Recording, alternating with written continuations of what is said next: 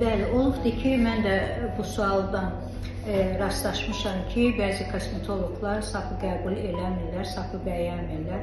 Əlbəttə ki, əgər bir kosmetoloq özü sapı izləməyibsə, eləməyibsə və yaxud da eləyibdir, amma onun gedişini, nəticəsini tam görə bilmirsə, bu o demək deyil ki, sap nəticəsizdir.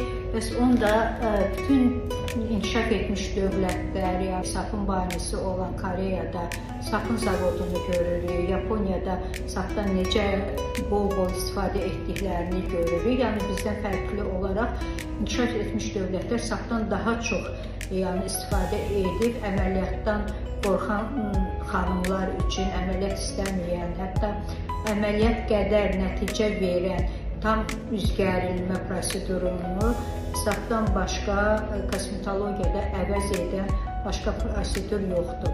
Düzdür, ola bilər ki, dolğu ilə lifting verərlər, kollagenlə lifting verərlər, amma maksimum dərəcədə üzgərilmə əlbəttə ki, bu saplardan olur.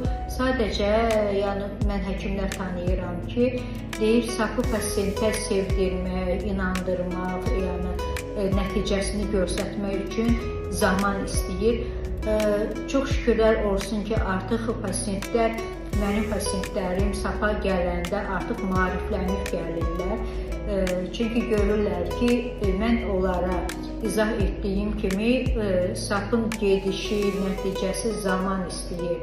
Əgər bir sapın tərkibini, onun funksiyasını, strukturunu, quruluşunu düzgün bilərsənsə, bunun qaydasında pasiyentə də öncədən izah edib, pasiyent də bunu yazılı təsdiqləyərsə, çox inanıram ki, pasiyent nəticəni görür, hətta illər boyu artıq o pasiyentdə sapa qarşı sevgi yaranır və davamlı gəlir, sap prosedurunu qəbul edir. Elə olmasaydı, yəni bu sap dünya səviyyəsində belə daha nəticəli, izahlı kitabları çıxmazdı və bunu kosmetologiyadan götürərlər ki, sap heç bir nəticə vermir. Sapın tərkibinə baxsaq, sapın dəri altında funksiyasına baxsaq, görərik ki, elə bizim xaricdən aldığımız, xaricdən istifadə etdiyimiz ki, dərinin itmiş kollagenini təmin etsin, elə sap özü təbii yoldan sənin dəri altında itmiş kollagenə çevrilir. Eyni zamanda bəzi kosmetoloji prosedurlar var ki, müəyyən xəstəliklərdə qadağa olunubdur.